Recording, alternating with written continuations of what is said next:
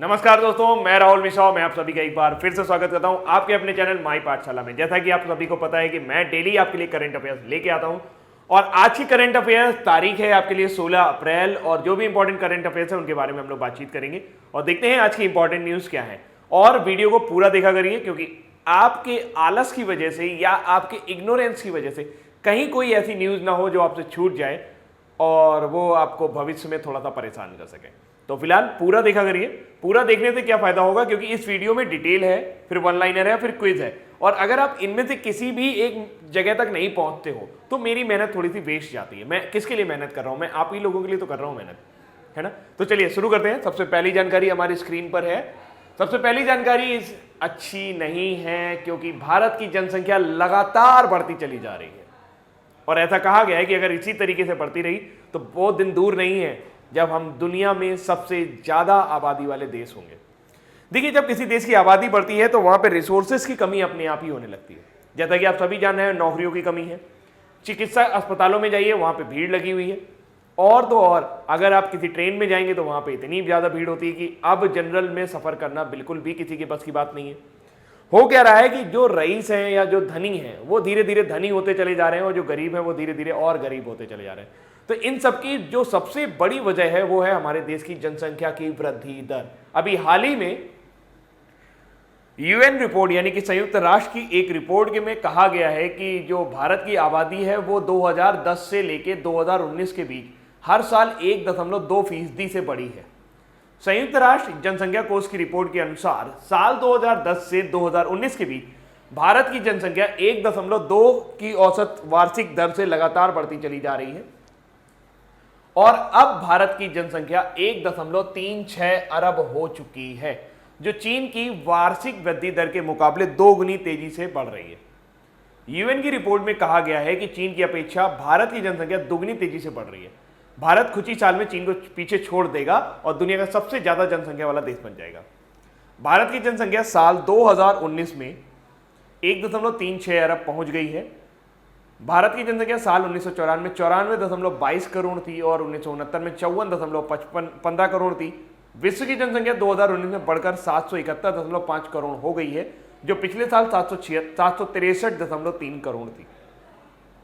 तो ये जो जानकारी दी है ये संयुक्त राष्ट्र यानी कि यूएन ने दी है और यूएन की स्थापना कब हुई थी? 24 अक्टूबर 1945 को यूएन की स्थापना हुई थी, द्वितीय विश्व युद्ध के बाद।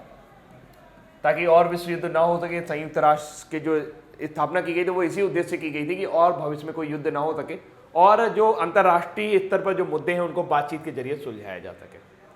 तब इसमें आपके अभी हम वर्तमान समय में बात करें तो इसकी जो स्थापना हुई 24 अक्टूबर 1945 को हुई और जो वर्तमान समय में इसके देशों की संख्या है, इसमें जो सदस्य देश हैं वो आपके 193 हैं, यानी 193 देश जो हैं वो संयुक्त राष्ट्र में इस टाइम सदस्य देश हैं। अगली जानकारी की तरफ चलते हैं। अगली जानकारी है फिनलैंड के बारे में। हो सकता है आप में से बहुत सारे लोग फिनलैंड के बारे में बहुत कुछ ना जानते हो, लेकिन अभी की स्लाइड पर मेरा दावा है आपसे कि कुछ देर में आपको फिनलैंड ऐसा लगेगा जैसे आप फिनलैंड के बारे में बहुत कुछ जानते हैं।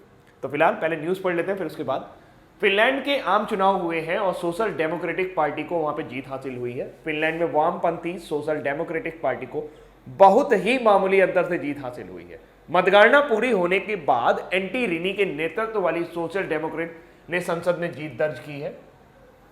गौरतलब है कि गत महीने देश के प्रधानमंत्री जुहा सिपिला, नाम क्या था उनका, जो प्रधानमंत्री हैं जुहा सिपिला, ने देश की स्वास्थ्य एवं सामाजिक देखभाल प्रणाली यानी कि चिकित्सा और सोशल जो भी देखभाल प्रणाली है उसमें सुधार करने में हो रही परेशानियों, उनको लग रहा था कि कोई उनका साथ नहीं दे रहा है और वो जो भी कोशिश कर रहे हैं वो सभी बेकार जा रही हैं, तो अपने मंत्रिमंडल को उन्होंने भंग कर दिया था। सभी मतपत्रों की गिनती के बाद एंटी रिनी के नेतृत्व वाली सोशल डेमोक्रेटिक पार्टी को 200 सदस्यों वाली संसद में 40 सीटें हासिल हुई हैं, जबकि दक्षिणपंथी फिन्स पार्टी को 39 सीटें मिली हैं। पार्टी को अपने प्रवासी रोधी अभियान के दौरान काफी समर्थन मिला था, लेकिन वह इसे जीत में तब्दील नहीं कर पाई। नेशनल कॉलिशन पार्टी ने 38 सीटें जीती हैं, जबकि सत्तारूढ़ सेंटर पार्टी को 31 सीटें मिली हैं। बाकी सीटों पर अन्य पार्टियों के उम्मीदवार जीते हैं। तो अब बारी है फिनलैंड के बारे में जानकारी लेने की। फिनलैंड के बारे में अभी तो यह याद रखिएगा, सोशल डेमोक्रेटिक पार्टी वहां पर जीती है और एंटी रिनी की पूरी संभावना है कि वो प्रधानमंत्री बन जाएंगे। फिनलैंड की जो राजधानी है वो हेलसिंकी। मुद्रा यहां पर यूरो चलती है। भाषा स्वीडिश बोली जाती है। ये यूरोप का एक छोटा सा देश है जो स्वीडन से अलग हुआ था। फिनलैंड एक ऐसा देश है जहां पर 23 घंटों तक सूरज उगता है, यानी कि यहां सूरज डूबता ही नहीं है। कई कई जगह पर कुछ भूभाग में फिनलैंड में 51 दिनों तक रात रहती है। आपका जो आपने फेमस ब्रांड सुना था नोकिया, और एंग्री बर्ड आप सभी ने खेला होगा। एंग्री बर्ड बनाने वाली कंपनी है रोविवो, ये दोनों ही आपके फिनलैंड से आते हैं, यानी कि फिनलैंड से जुड़े हुए हैं। फिनलैंड की कंपनी है दोनों। और तो और फिनलैंड जो है वो आपका झीलों का देश भी कहा जाता है, क्योंकि यहाँ बहुत ज्यादा मात्रा में झीलें हैं। तो ये था थोड़ा सा फिनलैंड के बारे में जानकारी। उम्मीद करता हूँ ये जानकारी आपको समझ में आई होगी, अच्छी भी लगी होगी। और तो और अगर फिनलैंड में आप गाड़ी चलाना चाहते हैं तो आपको पूरे टाइम अपनी हेडलाइट ऑन रखनी पड़ेगी। फिनलैंड में अगर आपका चालान काटा जाएगा तो पहले आपकी तनख्वाह पूछी जाएगी, तनख्वाह के हिसाब से, यानी कि जितनी आपकी सैलरी है उसके हिसाब से आपका चालान काटा जाएगा। और तो और यहाँ पर सबसे रोचक तथ्य यह है कि फिनलैंड में महिलाओं को मुर्दों से भी शादी करने की आज़ादी है। मतलब अगर वो अपना सरनेम चेंज करना चाहती हैं और किसी वसीयत पे काम करना चाहती हैं तो अब वो मुर्दों से भी शादी कर सकती हैं, यानी कि जो भी मरे हुए लोग हैं उनसे भी शादी कर सकती हैं। तो ये कुछ जानकारियां थी जो पेपर पॉइंट ऑफ व्यू से बिल्कुल भी इंपॉर्टेंट नहीं थी, लेकिन थोड़ा बहुत न्यूज़ के बारे में आपको याद बना रहे इसके लिए थोड़ा सा घुमा के आपको ये चीज़ें बताई। अगली जानकारी की तरफ चलते हैं। थोड़ा सा टाइम ज़्यादा चला गया, फिलहाल जल्दी जल्दी करते हैं। नजमा अख्तर जो हैं, जो आप फोटो देख रहे हैं वो नजमा अख्तर जी की हैं और जामिया मिलिया इस्लामिया की पहली महिला वाइस चांसलर बनी है। प्रोफेसर नजमा अख्तर को जामिया मिलिया इस्लामिया की पहली महिला वाइस चांसलर नियुक्त किया गया है। वह यह पदभार संभालने वाली पहली महिला बन गई है। अख्तर नई दिल्ली में राष्ट्रीय शैक्षिक योजना और प्रशासन संस्थान में शिक्षा विभाग में प्रशिक्षण और क्षमता निर्माण विभाग की प्रमुख हैं। उन्हें 5 वर्ष के लिए जामिया का वाइस चांसलर चुना गया है। जामिया मिलिया इस्लामिया यूनिवर्सिटी की बात करें तो इसका गठन 1920 ईस्वी में हुआ था और अंग्रेजों के उस समय भारत में ब्रिटिश शासन था। तब से यूनिवर्सिटी काम कर रही है और बहुत अच्छा काम कर रही है। यहाँ से बहुत सारे फेमस जो है, जैसे कि जाकिर हुसैन का आपने नाम सुना होगा, जो भारत के उपराष्ट्रपति रहे हैं और राष्ट्रपति भी रहे। तो जाकिर हुसैन जी जो थे यहाँ के चांसलर थे। फिर उसके बाद नजीब जंग जो दिल्ली के राज्यपाल हैं वो भी जामिया मिलिया इस्लामिया यूनिवर्सिटी के चांसलर रह चुके हैं। अगर बात करें नजमा अख्तर की तो नजमा अख्तर जी भी बहुत जाने माने परिवार से आती हैं। इनके जो भाई साहब हैं वो अटल बिहारी वाजपेयी के निजी सचिव रह चुके हैं। इनके जो पिताजी थे वो भी रजिस्ट्रार थे एक सेंट्रल यूनिवर्सिटी में, बहुत बड़ी सेंट्रल यूनिवर्सिटी में रजिस्ट्रार थे। खुद नजमा अख्तर जी एक कौशल विकास केंद्र में काम करती हैं, मतलब एक प्रॉपर कौशल विकास वाले सेंटर से जुड़ी हुई हैं, जिसमें बहुत सारे देशों के अधिकारियों को प्रशिक्षण दिया जाता है। उसका नेतृत्व संभाल रही हैं। अब हाल में इनको जामिया मिलिया इस्लामिया यूनिवर्सिटी का वाइस चांसलर नियुक्त किया गया है और ये पहली महिला होंगी जो इस यूनिवर्सिटी में चांसलर के पद पर नियुक्त हुई है। अगली जानकारी है यूएई यानी संयुक्त अरब अमीरात विश्व के अग्रणी कृत्रिम बुद्धिमत्ता यानी आर्टिफिशियल इंटेलिजेंस शिखर सम्मेलन की मेजबानी करेगा। यानी कि आर्टिफिशियल इंटेलिजेंस का सबसे फेमस सबसे बड़ा शिखर सम्मेलन कहाँ होने वाला है? यूएई में होना है। यूएई सरकार व्यापार और समाज के भविष्य पर वैश्विक बातचीत को सशक्त बनाने के लिए दुनिया के अग्रणी आर्टिफिशियल इंटेलिजेंस शिखर सम्मेलन की मेजबानी करने के लिए तैयार है। उद्घाटन AI everything AI Dubai world trade centre में होगा। यह अंतर्राष्ट्रीय दूरसंचार संघ ITU और विश्व बौद्धिक संपदा संगठन WIPO और स्मार्ट दुबई के साथ रणनीतिक साझेदारी में UAE national programme for artificial intelligence द्वारा आयोजित किया जाएगा। आर्टिफिशियल इंटेलिजेंस क्या होती है आप जैसा भी देख चुके होंगे। रोबोट नाम की पिक्चर आपने देखी होगी, टर्मिनेटर आपने देखा होगा। तो ये सारी जो चीजें उन रोबोट्स के अंदर जो चीजें थी वो खुद ही सारी चीजें महसूस कर सकते थे। इसे कहा जाता है आर्टिफिशियल इंटेलिजेंस। तो अभी इसके ऊपर एक विश्व शिखर सम्मेलन होगा, वो कहां पर होगा? यूएई में। अगली जानकारी है न्यू स्टेट ऑफ मैटर। जैसा कि हम सभी को पता है जो स्टेट ऑफ मैटर होते हैं वो कौन कौन से होते हैं? ठोस, द्रव, gas, solid, liquid and gaseous. एक फोर्थ माना जाता है प्लाज्मा और उसके अलावा भी एक देखा गया है न्यू स्टेट ऑफ मैटर बोला गया। हाल ही में वैज्ञानिकों ने यह दावा किया है, उन्होंने भौतिक पदार्थ की एक नई अवस्था का पता लगा लिया है। इस अवस्था में पदार्थ एक साथ ठोस भी होता है और तरल भी। इसमें अणु एक ही समय में ठोस और तरल दोनों अवस्था में रहते हैं। इस अवस्था को चेन मेल्टेड स्टेट कहा गया है। एक नई अवस्था पता लगाई गई है पदार्थ की, यानी कि जो आपने पढ़ा होगा ठोस, लिक्विड, सॉलिड, उसके अलावा भी एक और पता लगाया गया, उसको चेन मेल्टेड स्टेट कहेंगे। इसमें यह बताया गया है कि ऐसे भी सब्सटेंस हैं जो एक साथ ठोस में भी रह सकते हैं और द्रव में भी रह सकते हैं। थोड़ा सा न्यूज पढ़ लेंगे फिर डिटेल में आपको बताता हूं मैं। पोटेशियम एक साधारण धातु है। इस धातु पर जब अत्यधिक दबाव और तापमान डाला जाता है तो इसके अधिकांश अणु एक ठोस जालीदार संरचना यानी कि सॉलिड लेटाइल स्ट्रक्चर का निर्माण करते हैं। किंतु कुछ ऐसे तत्व हैं जिन पर इस प्रकार का दबाव और तापमान और गर्मी डालने से उनमें ठोस तरल दोनों अवस्थाओं के गुणधर्म आ जाते हैं। अणुओं पर दबाव डालने से एक दूसरे से जुड़ी ठोस जालियां बन जाती हैं। इनसे एक जाली के अणु के बीच रासायनिक अंतःक्रिया प्रबल होती है, जिसका अभिप्राय यह है कि गर्म करने पर यह संरचना ठोस होती है। दूसरी ओर अन्य अणु पिघलकर तरल अवस्था में चले जाते हैं। यदि सही ढंग से प्रयोग किया जाए तो सोडियम और बिस्मथ जैसे आधे दर्जन से अधिक तत्व पदार्थ की इस नई अवस्था में परिवर्तित होने की क्षमता रखते हैं। कहने का मतलब यह है कि कुछ ऐसे पदार्थ हैं जिनकी अभी इस तरह की अवस्था नहीं देखी गई है। अगर उनका टेम्परेचर और प्रेशर पे वेरिएशन किया जाए तो वो चेन मेल्टेड स्टेट में आ सकते हैं, यानी कि कुछ ऐसी अवस्था जिसमें कुछ पार्ट उसका ठोस में रहे और कुछ पार्ट उसका द्रव में चला जाए। तो अभी आपको बस इतना याद रखना होगा कि अभी हाल ही में पदार्थ की एक नई अवस्था की खोज की गई, उसका नाम क्या है? उसका नाम है चेन मेल्टेड स्टेट। अगली जानकारी है द वर्ल्ड बैंक से। मैं आपसे जानना चाहूंगा द वर्ल्ड बैंक यानी कि वर्ल्ड बैंक का अभी हाल ही में प्रेसिडेंट नियुक्त किया गया। मैंने 9 अप्रैल को ये न्यूज आपको बताई थी। आपको कमेंट सेक्शन में लिख के बताना होगा कि द वर्ल्ड बैंक यानी कि वर्ल्ड बैंक के जो नए अध्यक्ष हैं उनका नाम क्या है। ठीक है, तो आपको उनका नाम बताना होगा। मैंने कुछ दिन पहले ही आपको ये न्यूज में बताया है और आपको यहाँ पर कमेंट सेक्शन पे लिख के उनका आंसर करना होगा। फिलहाल वर्ल्ड बैंक ने अभी एक रिपोर्ट जारी की है रिमिटेंस के ऊपर। रिमिटेंस का मतलब ये होता है, मान लीजिए आपकी नौकरी लग जाए और अमेरिका चले जाएं, अमेरिका से जो भी पैसा आप भारत को भेजेंगे, अपने मम्मी पापा को भेजेंगे, तो वो भारतीय अकाउंट में आएगा और इसे ही कहा जाता है बाहर से आने वाला धन यानी कि रेमिटेंस। थोड़ा सा बात करते हैं। वर्ल्ड बैंक ने एक रिपोर्ट जारी की है। विश्व बैंक ने हाल ही में प्रयोजन एवं विकास से संबंधित एक प्रतिवेदन प्रकाशित किया है। 2018 में भारत विश्व में सबसे अधिक धन प्रेषण प्राप्त करने वाला देश रहा। प्रवासी भारतीयों ने उस वर्ष $79 बिलियन अपने देश में भेजा है। यह वृद्धि पिछले वर्ष की तुलना में 14% की थी। 2016 और 2017 में भी भारत इस मामले में शीर्ष पर था। इस प्रकार धन प्रेषण यानी कि बाहर से धन भेजे जाने के लिए विगत 3 वर्षों में अच्छी खासी वृद्धि हुई है। केरल में आई बाढ़ जैसी प्राकृतिक आपदाओं के कारण भी संभवतः विदेश से प्रवासियों ने अपने परिवारों को अधिक धन भेजा। निम्न व मध्यम आय वाले देशों तक 2017 में $483 बिलियन भेजे गए थे। 2018 में यह आंकड़ा $529 बिलियन हो गया है और यह वृद्धि एकदम अभूतपूर्व रही है। तो हाल ही में बाहर से जो धन भेजे जा रहे हैं, हमारे जो भी लोग भाई बंधु बाहर गए हुए वो बहुत सारा धन भारत भेज रहे हैं और इन सभी मामलों में और कोई देश इस रिपोर्ट में नहीं आ पाया। सबसे शीर्ष स्थान पे कौन सा है? भारत। तो आपको यही ध्यान रखना होगा कि शीर्ष स्थान पे किसको रखा गया है? भारत को। आगे की जानकारी है आपकी विश्व स्वास्थ्य संगठन द्वारा जारी प्रदूषित शहरों की सूची। हमारा कानपुर का नाम आ गया है, टॉप किया है भाई हमारे कानपुर ने। यहाँ पीएम यानी कि 2.5 लेवल तक है और ये पहली रैंकिंग है, 173 है पीएम 2.5 लेवल का। और तीसरे स्थान पर वाराणसी है, 7वें स्थान पर लखनऊ है और 8वें स्थान पर आगरा है। तो अगर शीर्ष 10 स्थानों पे देखें तो 4 स्थान आपके यूपी के हो गए। हाल ही में दिल्ली बेस्ड पर्यावरण संस्था क्लाइमेट ट्रेंड्स ने political leaders position and action on air quality in India 2014-19 नामक की रिपोर्ट जारी की। इस रिपोर्ट के मुताबिक उत्तर प्रदेश का कानपुर शहर विश्व स्वास्थ्य संगठन की 15 सबसे प्रदूषित शहरों की सूची में पहले स्थान पर है। इस सूची में हरियाणा का फरीदाबाद दूसरे स्थान पर रहा है, जबकि वाराणसी तीसरे स्थान पर रहा। इस सूची में चौथे स्थान पर गया बिहार में है और 5वें स्थान पर पटना, 6वें स्थान पर दिल्ली तथा 7वें स्थान पर लखनऊ है। इस सूची में शामिल अन्य शहर आगरा, मुजफ्फरपुर, श्रीनगर, गुरुग्राम, जयपुर, पटियाला तथा जोधपुर है। तो अभी हाल ही में विश्व में वर्ल्ड बैंक ने जो भी सूची जारी की है उसमें पहले स्थान पर किसका नाम आया है? कानपुर का नाम आया है।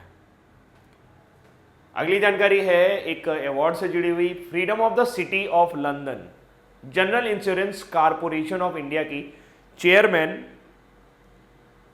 एवं managing director Alice G Vaidyan, जो फोटो आप देख रहे हैं वो है एलिस जी वैद्यन जी की। किसकी है? Alice G Vaidyan. नाम जरूर याद रखिएगा, 2-3 बार पढ़ लेंगे तो अपने आप ही याद हो जाएगा, क्योंकि जब आप चीज़ों को बार बार अपने से गुजारते हैं तो वो चीज़ें याद हो जाती हैं। तो इसको 2-3 बार पढ़ लीजिएगा। एलिस जी वैद्यन को freedom of the city of London पुरस्कार दिया गया है। यह सम्मान भारत और यूनाइटेड किंगडम के बीच संबंधों को मजबूत बनाने के लिए दिया गया है। एलिस जी वैद्यन ने अंग्रेजी साहित्य में पोस्ट ग्रेजुएट की डिग्री प्राप्त की है। इसके अतिरिक्त उन्होंने अमेरिका के बोस्टन में हार्वर्ड बिजनेस स्कूल में प्रशिक्षण भी प्राप्त किया है।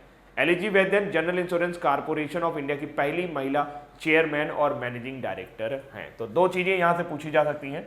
जनरल इंश्योरेंस कारपोरेशन की पहली महिला चेयरमैन और मैनेजिंग डायरेक्टर कौन है? तो आपका नाम होना चाहिए Alice G Vaidyan. Freedom of the city of London पुरस्कार किसको दिया गया है? तो ये अभी हाल ही में जनरल इंश्योरेंस की managing director Alice G Vaidyan को दिया गया है। अगली जानकारी पे चलेंगे दोस्तों। अगली जानकारी है, जो फोटो आप देख रहे हैं वो है दीपा मलिक जी की। सर एडमंड हिलेरी फेलोशिप से इनको नवाजा गया है, इनको दिया गया है। रियो पैरालंपिक्स में रजत पदक विजेता दीपा मलिक ने न्यूजीलैंड के प्रधानमंत्री द्वारा प्रदान की जाने वाली सर एडमंड हिलेरी फेलोशिप प्राप्त की है। उन्हें यह फेलोशिप उनकी प्रेरणादायक उपलब्धियों के लिए प्रदान किया गया। दीपा मलिक 2019 में रियो में शॉट पुट इवेंट में रजत पदक जीता था। इस फेलोशिप कार्यक्रम में 2008 में शुरू किया गया था। इसका उद्देश्य भारत और न्यूजीलैंड के बीच संबंधों को मजबूत बनाना है। दीपा मलिक जी का नाम आपने सुना होगा, ध्यान रखिएगा। ये पैरालंपिक्स है, यानी कि जो पर्सन विद डिसेबिलिटी होते हैं, जो दिव्यांग लोग होते हैं, उनका ये ओलंपिक है। इसमें रजत पदक जीता था शॉट पुट। शॉट पुट में एक गोला होता है, वो यहाँ पे रखना होता है, उसको फेंकना होता है, और उसमें इन्होंने रजत पदक जीता था, जिसकी वजह से इनको एडमंड हिलेरी फेलोशिप दी जा रही है। दूसरी बात, आप क्वेश्चन ये करते हैं कि एडमंड हिलेरी क्या है। मैंने कल वाली वीडियो में आपको बताया था कि एडमंड हिलेरी कौन थे, ठीक है। तो जरा देखते हैं कितने लोग ये बता पाएंगे, कितने लोगों को याद है कि एडमंड हिलेरी कौन थे।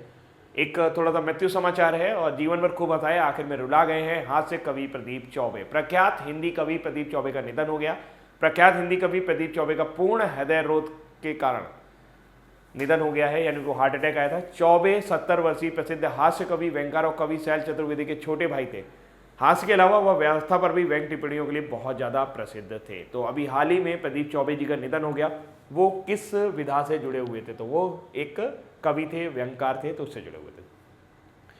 तो दोस्तों, ये हो गए आज के हमारे डिटेल करेंट अफेयर्स। अब बारी है हमारे वन लाइनर्स की। चलिए एक तरफ से हम लोग वन लाइनर्स के ऊपर बात करते हैं। सबसे पहले देखते हैं कि कौन कौन सी इंपॉर्टेंट न्यूज़ आपको अपने दिमाग में रखनी होगी और किन चीज़ों के ऊपर आपको बात करना चाहिए, मतलब क्या ध्यान में रखना चाहिए। सबसे पहली न्यूज़ है, विश्व स्वास्थ्य संगठन द्वारा जारी 15 सबसे अधिक प्रदूषित शहरों की सूची में पहले स्थान पर कौन आया है? तो WHO ने जो रैंकिंग जारी की थी, उसके हिसाब से कानपुर सबसे पहले स्थान पर आया है।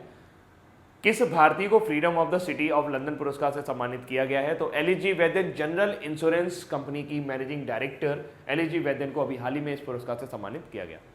हाल ही में किस भारतीय खिलाड़ी को सर एडमंड हिलेरी फेलोशिप प्रदान की गई? तो वो है दोस्तों दीपा मलिक जी को। अभी भारतीय खिलाड़ी हैं और ये पैरालंपिक्स में इन्होंने रजत पदक जीता था, तो रियो पैरालंपिक्स में, तो जिसकी वजह से इन्हें अभी हाल ही में एडमंड हिलेरी फेलोशिप प्रदान किया जाएगा न्यूजीलैंड की तरफ से। साल 2010 से 2019 के बीच भारत की जनसंख्या 1.2 की प्रतिशत की औसत वार्षिक दर से बढ़कर कितनी हो गई है? तो ये जो आंकड़ा है संयुक्त राष्ट्र की रिपोर्ट के अनुसार है कि 1.36 अरब है भारत की जनसंख्या। हाल ही में फिनलैंड ने किस पार्टी को बहुत ही मामूली अंतर से जीत हासिल हुई है? तो सोशलिस्ट डेमोक्रेटिक पार्टी को अभी हाल ही में फिनलैंड में बहुत ही मामूली अंतर से जीत हासिल हुई है।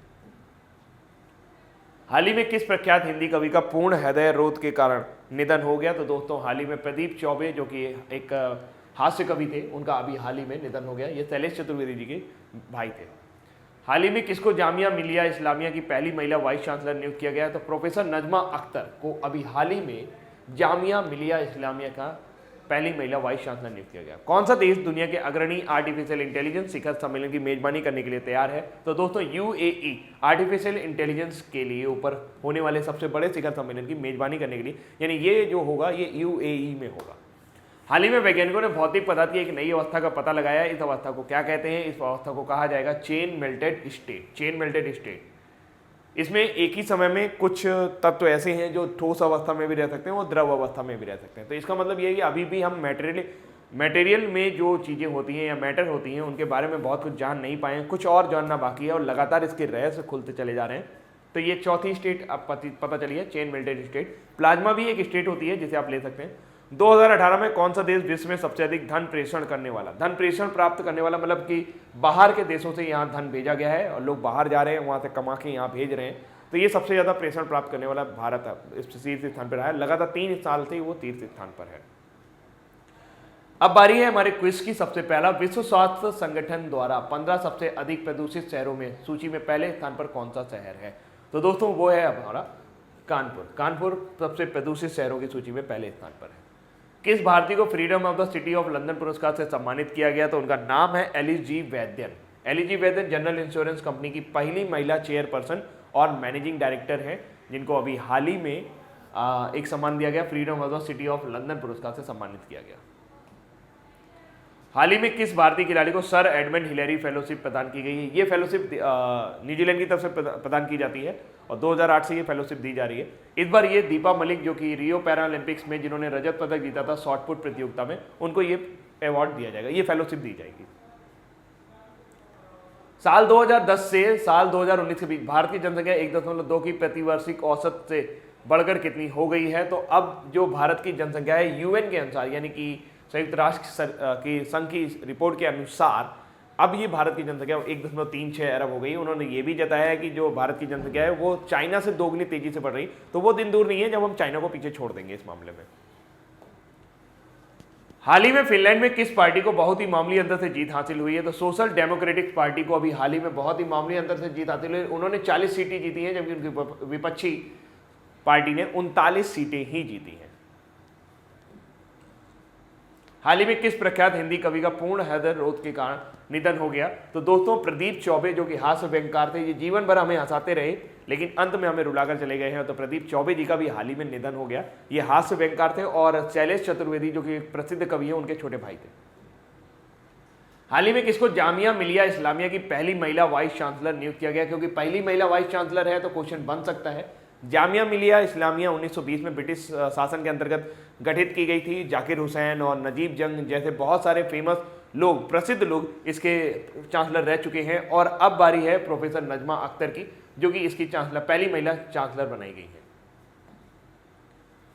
कौन सा देश दुनिया के अग्रणी आर्टिफिशियल इंटेलिजेंस शिखर सम्मेलन की मेजबानी करने के लिए तैयार है? तो दोस्तों, यूएई आर्टिफिशियल इंटेलिजेंस के शिखर सम्मेलन की मेजबानी करने के लिए तैयार है। आर्टिफिशियल इंटेलिजेंस रोबोट के अंदर भावनाओं को पैदा करने से जुड़ा हुआ है, यानी कि जो भी रोबोट हैं या जो भी आपका रोबोटिक्स मशीन है वो प्रॉपर तरीके से, जैसे प्यार, नफरत और गुस्सा, इस तरह की भावनाओं को सेंस कर सकें, इससे जुड़ा हुआ है आर्टिफिशियल इंटेलिजेंस, जिसके ऊपर एक शिखर सम्मेलन यूएई में आयोजित किया जाएगा। हाल ही में वैज्ञानिकों ने भौतिक पदार्थ की एक नई अवस्था का पता लगाया। इस अवस्था को क्या कहते हैं? एक नई अवस्था का पता लगाया, जैसे कि आपको पता है कि सॉलिड होता है, लिक्विड होता है, गैस होता है। तो एक नई अवस्था पता लगी जिसमें एक ही टाइम पर जो मैटर होगा वो सॉलिड भी हो सकता है और वो लिक्विड फॉर्म में भी हो सकता है। कुछ जगह वो सॉलिड नजर आएगा, कुछ जगह वो लिक्विड के फॉर्म में नजर आएगा। तो इस तरह की जो इसे कहा जाएगा, इसे चेन मेल्टेड स्टेट कहा जाएगा। और बाकी की जो मैं चीजें हैं वो आपको पहले भी बता चुका हूं, तो इसे कहा जाएगा चेन मेल्टेड स्टेट। ये पदार्थ की एक नई अवस्था होगी। 2013 में कौन सा देश विश्व में सबसे अधिक धन प्रेषण यानी कि रिमिटेंसेस प्राप्त करने वाला देश रहा है? रिमिटेंस का मतलब होता है जब कोई व्यक्ति बाहर जाता है, वहां से धन अपने घर वालों को भेजता है, तो इस तरीके से भारत को एक धन प्राप्त होता है। वो धन सबसे ज्यादा प्राप्त किया है सभी पूरे विश्व के सभी देशों में भारत ने, और लगातार 3 साल से वो इस श्रेणी में शीर्ष पर बना हुआ है। और ये हमारे आज के करंट अफेयर्स कंप्लीट हो गए हैं। और इस तरीके से आपने क्या देखा? डिटेल देखे, आपने वन लाइनर देखे, आपने क्विज देखे। डिटेल में स्लाइड बनानी पड़ती है, प्रॉपर फोटो वगैरह लगानी पड़ती है, फिर उसके बाद एक एक क्विज पर काम करना पड़ता है, फिर वन लाइनर करना पड़ता है, फिर क्विज के ऊपर काम करना पड़ता है, सिर्फ और सिर्फ इसलिए क्योंकि आपको करंट अफेयर्स याद हो जाए। और अगर आप इसका फायदा नहीं उठाएंगे तो फिर कहीं ना कहीं आप थोड़ा सा गलत कर रहे हैं। और इसको थोड़ा सा इसको शेयर वगैरह कर दिया करिए, लाइक वगैरह कर दिया करिए, और वीडियो पूरा देखा करिए। अगर आप पूरा देखेंगे तो निश्चित रूप से मेरी मेहनत को भी थोड़ा सा परिणाम मिलेगा। हर एक आदमी को रिजल्ट की चिंता होती है, मुझे भी थोड़ा सा चिंता है कि जो मैं आपको करंट अफेयर्स पढ़ा रहा हूँ इसमें बहुत मेहनत लगती है। 10 से 20 वेबसाइट्स से कनेक्ट करना पड़ता है, समझना पड़ता है कि क्या करना है, कौन सी चीज़ आपके पेपर पॉइंट ऑफ व्यू से इंपॉर्टेंट है और कौन सी आपके पेपर पॉइंट ऑफ व्यू से नहीं इंपॉर्टेंट है। तो इन सभी चीज़ों के लिए वैसे आपका प्यार मुझे मिल रहा है और सम्मान मुझे मिल रहा है, इन सभी के लिए आपको बहुत बहुत धन्यवाद। प्लीज़ इस वीडियो को लाइक, शेयर और सब्सक्राइब करना ना भूलिएगा। अभी के लिए इतना ही रखते हैं। Thank you so much, bye bye.